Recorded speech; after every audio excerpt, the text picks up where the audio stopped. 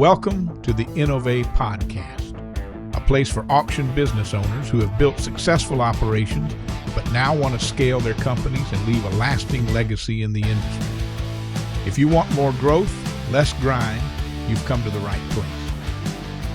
Hello and welcome back to another episode of the Innovate Podcast. Today is a very exciting episode. I'm really excited to jump in because for the last several episodes, Jodi and I have been talking about a lot of the themes or the underlying theses or basis to how you use technology in your auction business. But today, what I'm excited to jump into is let's talk about the practice of that. What is the roadmap? Let's say, okay, I buy into these arguments. Jodi, you are very compelling. There's huge ROI. I'm ready to grow my business. I'm ready to stop grinding. I love this. What do I do? What is the next step I can take? So I'm really excited about this. So this is all about reducing the marketplace dependency that we have, protecting your brand, and building a business that can stand on its own long term. Now, what we've talked about might feel daunting to some people. And so, Jodi, where do you start? Absolutely. You know, this is one of my favorite subjects because I think this is where people can get the most reward and most value immediately. So when I'm meeting with a prospect, I like to start with clarity because I think we all know that we're dependent on marketplaces, but I don't think sometimes it's very clear how dependent we are on a marketplace and how long and what power we're turning over to the marketplace. So where I like to start is to help them assess where they currently stand today so that they can look at where they are and then decide what a clear path forward to independence looks like. And what that path is, it's very achievable. Sometimes people are in fear because we've been doing something for so long, so it doesn't feel achievable. But I can show you exactly how it is achievable. And by this, I mean we can look at what percentage of your business is going through the marketplace. Is it 60%? Is it 80%? How many of those people are return bidders? What does that buyer traffic look like? What does that bidder registration look like? Because it's so important for the customer to understand where they're at today. So if they don't understand that, it's very hard to see a path forward. That's so important. You and I know as business owners, you have to have clarity on what you're doing. You have to get your priorities right. Where are you trying to go and how do you get there? So where you're trying to go, we've talked a lot about that, but now how do you get there? So start with clarity. Assess your business. Is that what I'm hearing? Where understand how many people are coming to these events, whether online or in person, what you're offering, like really count that, measure that kind of thing. And that's hard for some business owners or office managers or whatever, because you're so busy running your business, you don't have time to take a look. Or sometimes we're emotionally connected to our business. And so sometimes it takes an outside advisor to show you the obvious. Even though they know it and it's a gut feeling, a lot of times they don't make dedicated time to do something about it. And that's why it's so rewarding for me, is because I can see those light bulbs go off to go, oh, okay, like I'm spending so much money. Yes, I'm making money. I'm not saying leave a marketplace. I'm saying let's figure out how to use it strategically and I can help you. That's right. So what we've talked about before we started recording is we're going to lay out a roadmap of how to look at your business and what to do over the next 30 days, 60 days, 90 days, maybe 6 months, 12 months, all of that depending on some variables. Right. And so please reach out to Jodi. She can help you with this. Get in touch with Jodi and talk about these variables because they're very important for understanding the roadmap. So there's some of these variables like buyer traffic, bidder registration, number of customers, number of events that you're running all impact this timeline. Absolutely. But in general, what is your approach for when you're wanting to get started, that 30-day, 60-day kind of time frame? Where does somebody start? So talk to me about the things that you're going to be assessing and where to go from there. The first thing I like to do is look at your customer list. You may have a mail list of, let's just call it 50,000 people. or 5,000 people that you call your customers. However, how many of them have purchased? Where are they purchasing from? Are they purchasing from a marketplace? Are they coming directly to your website and you're sending them to the marketplace? Are you advertising with an external advertising company like ABC newspaper or XYZ online platform? Or, where are you spending your marketing dollars? Where are your bidders coming from? Are they looking and leaving? Do you have inventory listed on your storefront? Your storefront is basically replacing your brick and mortar in a lot of cases. What's happening when they come to your storefront? Do you have inventory for them to look at? What does your inventory look like? Do you have photos? Do you have videos? Do you have good descriptions? What is your brand positioning?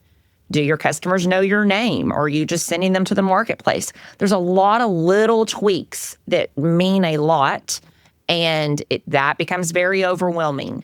So if you can have me look at it or we can discuss it, then I can come back to you with an entire plan and give you steps, one through six even, just a couple of steps.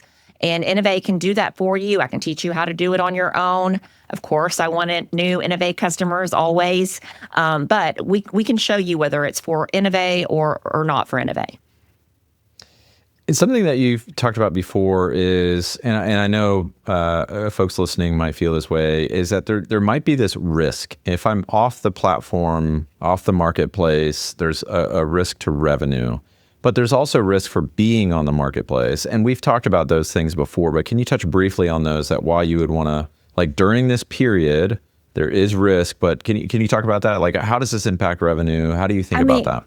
Yes, and in some cases, I may be too direct on this because I have a strong opinion about it, and because I've seen the data across many different customers, and 80% of your customers are return bidders on average. Now, if you are a local consignment company and you've got local consigners that are buyers that are walking in the door, that's a different type of auction, and maybe all of your floor bidders are that's a different type. But when most of your business is online through a marketplace, 80% of your bidders are return bidders. So if you want to be honest, you're renting your bidders. They're not your customers. You're sending them to the marketplace so that they can shop everywhere.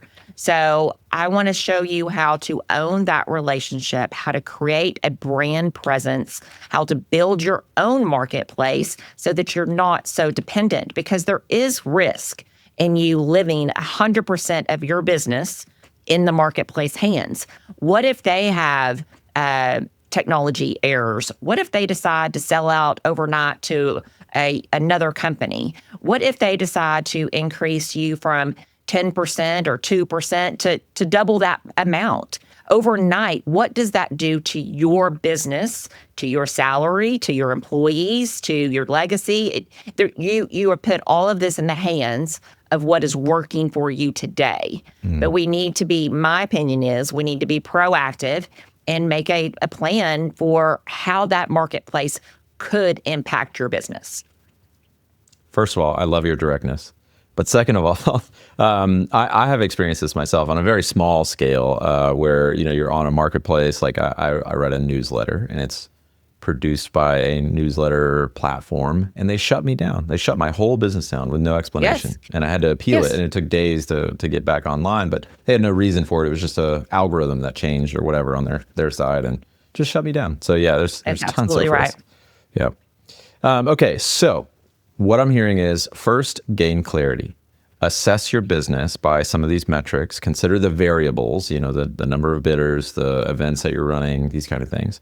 And then you can start to take some quick wins to achieve this kind of process. And you've talked before, too. We have a slide I can talk about in a second about a buyer conversion program. Right. So talk to me about like the 90 days of, trying to move toward independence for an auction owner. Right. So the first step that we look at is the list of your customers. We review that data, clean it up. We all know there's a lot of systems out there that your data ends up dirty. You know, we remove like duplicate emails, and we get ready to build an email campaign. Or even a text campaign, however we want to do it.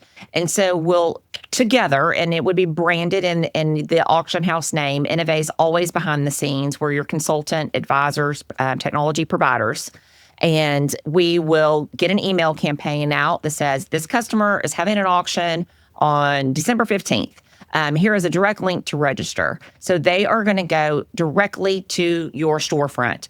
They're going to go directly to your storefront and they're going to register because you're not going to send them to the marketplace anymore. I had a thought while I was right in the middle of that because I had a customer that started with me less than 4 weeks ago, and they've had 2 auctions, and 218 of their customers have created accounts on their storefront with no email campaign, with no marketing, just because at the top of their storefront it says your account. So people are just curious and they self-serve when you tell them to. So they've clicked on this button that says your account and they've created 218 people just on their own. You know, we didn't tell them to do anything. That shows you how easy this can be. So 218 people that some of them ended up being buyers or not, did not bid on the marketplace. They bid through the white label because it was suggested by clicking the link. And then that saved that auction house a lot of money. So we can do the same thing for you. So this email campaign goes out. Your buyers click the links. Now, those are your return bidders. When you advertise your auction next week or next month or in 3 months, they know to return back to where you're telling them to return to, where you list inventory that they're interested in purchasing. So the time can be as little as 30 days, 60 days, 90 days, depending upon how frequent your auctions are or how frequent you're listing inventory that they can engage in. So many of my customers are having monthly auctions, some bi-monthly. So the results depend upon the event timing, but it's not as easy. I mean, it's not as hard as we all fear. Your buyers do what you tell them to do in most cases.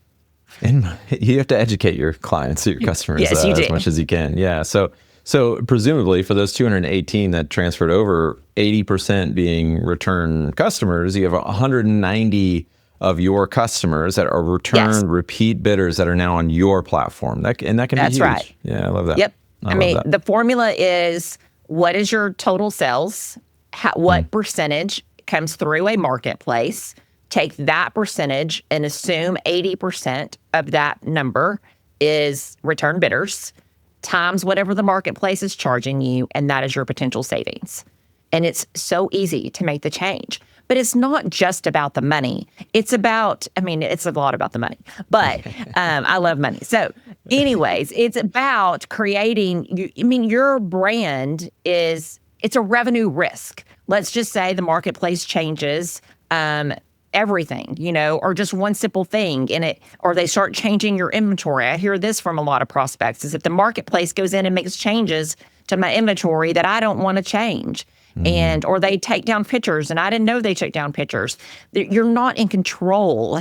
I like control too. That's another thing. But it's your inventory. It's your consigners. It's your commitment to your consigner. And then you're putting it in the hands of somebody else. I call that revenue risk. I would not take money that I have cash in my hands today and go give it to a stranger and trust them to do the same thing that I would do with it. It's my brand. It's my reputation. It's my integrity. It's what matters to me. So I used a marketplace for many, many years, and I'm not saying they're bad. I'm just saying let's get smart about it. And you can take your customers and your business and those relationships and start building them for you.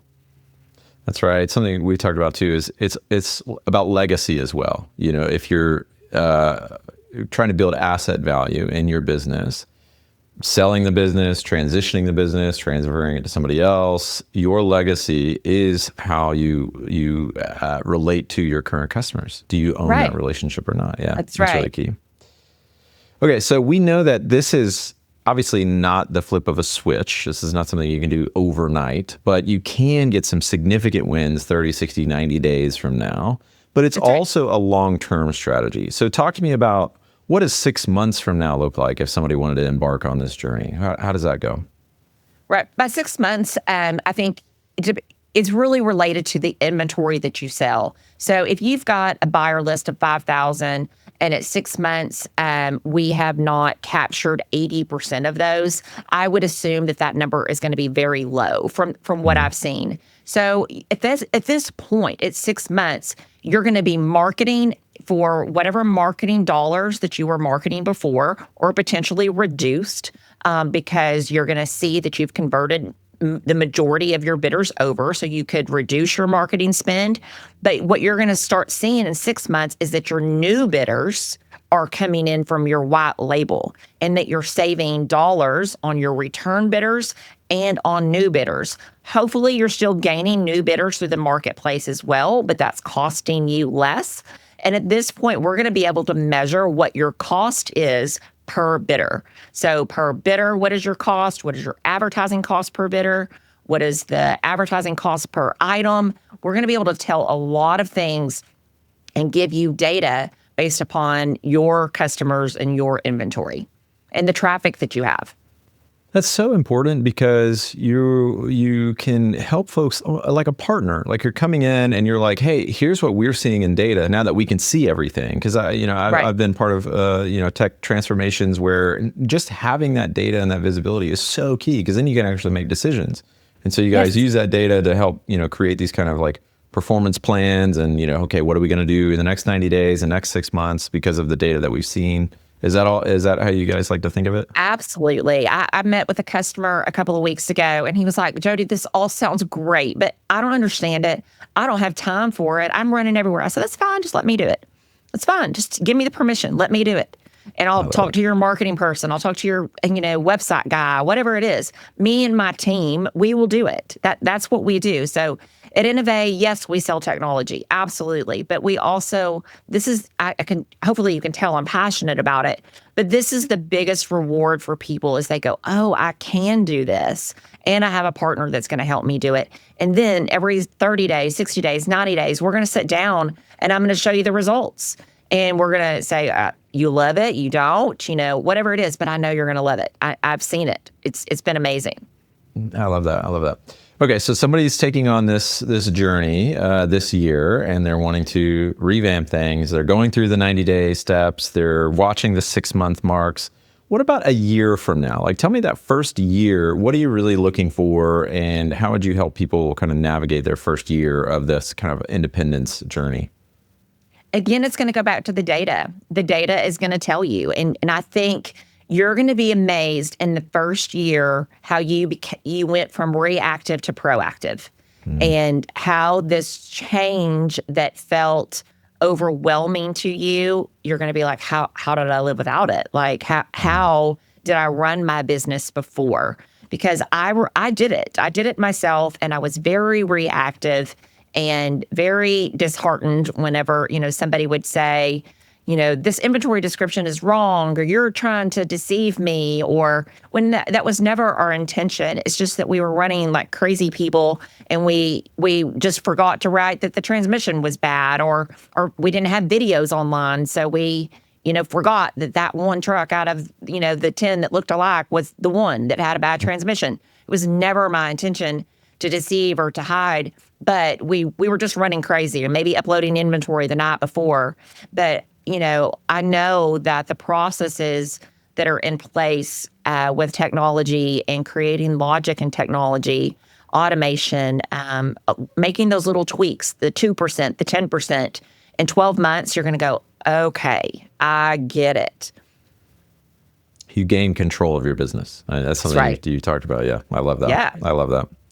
Okay, so I want to start to end this. So the overall strategies, if I could summarize here, is you want to build a consistent buyer experience across every sale, strengthen your niche, use analytics, create this kind of predictable marketing cycle, and use the buyers that you have for targeted outreach so that you can gain more in a kind of a land and expand approach.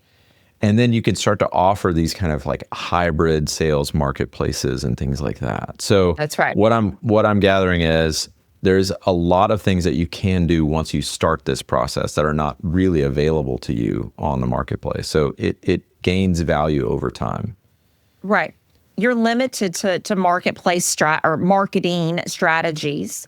That's the other things that, we don't think about, like how hard is it for a marketing company to advertise your auction when they get inventory descriptions at the last minute or not complete inventory descriptions. So it's going to improve the services that you're paying for in a lot of different ways, that we create this consistency. That's not a flip of a switch. It is something that's built over time, but it doesn't take that much time if you just believe in the process of consistency. It's hard. I struggle with it personally, but I believe in it. I've seen it happen so many times. That's right. And so a year later, reflecting back, you have some metrics that if you are measuring how you're performing, let's say you're on this independence journey, how you're measuring that, you talk about buyer origin, brand loyalty, marketplace spending, seller pipeline, buyer engagement, and predictable revenue. Can you touch on each of those a little bit, just to say like, okay, I'm a year into this, or I'm just starting and I want to aim towards some quantifiable metrics, like those kinds of things. Like what are you measuring and what are you looking back on a year from now? Okay. So if we say buyer origin, what I mean by that is that your buyers that are coming through to your storefront now, a year later, let's say 70 to 80% are those return bidders, but they're trained. Now they're coming directly to your storefront. You've created brand loyalty. They're used to it. They're used to the sign-on. They like the conveniences of the storefront. You can pay from there. You can get your invoices, release tickets. They love the interaction, so that you've created this brand loyalty.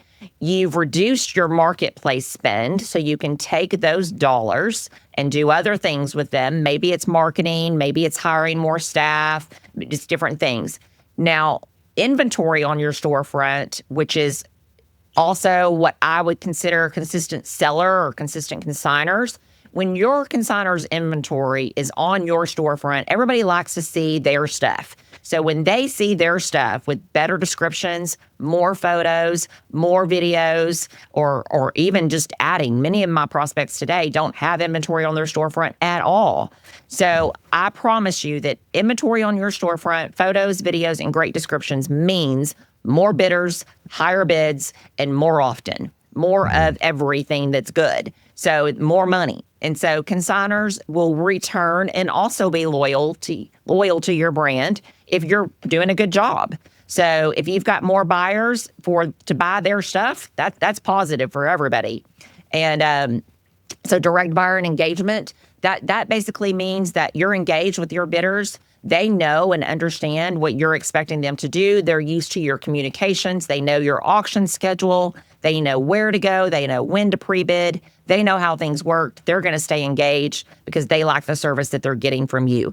And if you get all of that, then you are going to have revenue predictability. You are going to be able to project 80% of my bidders came when I had 200 lots. My estimated value on 200 lots was XYZ. And now I have 500 lots. We can take that calculation and we can estimate. We can start forecasting to make decisions, or maybe even like plan vacations or something, those kinds of things. So we were just you've talking got about the consistency that you're just not used to. That's right. What I love about the way that you describe this transformation, this kind of independence journey, is at any point where you are in your business journey, you can start. So if you want quick wins in the next 30 days, maybe making little tweaks, you don't want to jump wholesale into this, you can make some little tweaks and get some quick wins in the next 30 days. Or you can think about 12 months from now, how it's transforming your business. Or you can think about 10 years from now, thinking about how it's transforming your legacy. I mean, there's so much in every, stage of the journey that somebody might be on. Absolutely. And honestly, the biggest thing that I hear from people is, oh, Jodi, you make it sound so easy. And it really is. And we will hold your hand and we will help you do these things because it's going to be so worth it. And if I you love want to that. adopt me, that's fine too. Hey, Jodi is up for adoption. Please Google am. her. You will find her contact info. No, but seriously, I want people to get in touch with you because I've heard from you, this process. I've seen a lot of like kind of internal material about how you guys do what you do, and it's just so amazing. And so please get in touch with Jodi and the team. You can go to innovatellc.com, or you can just literally Google her and find her on LinkedIn or something like that. Yes, but Jodi and her please team have message been me. amazing. This is what I live for. That's right. That's right.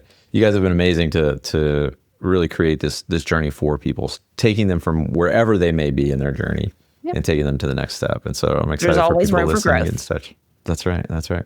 Okay. Any final words? Anything to let people know about if they're wanting to think so. embark on this year? No, Okay. I don't think so. I think it's a good time to start New Year's resolutions and to think about these things and figure out what 2026 looks like. That's right. That's right. Amen. Okay, well, Jodi, thank you very much for your insight as always. I'm excited to get some of this material out. Again, please go to innovatellc.com and get in touch with Jodi and the team, and we will see you on the next episode. Thank you, Brandon.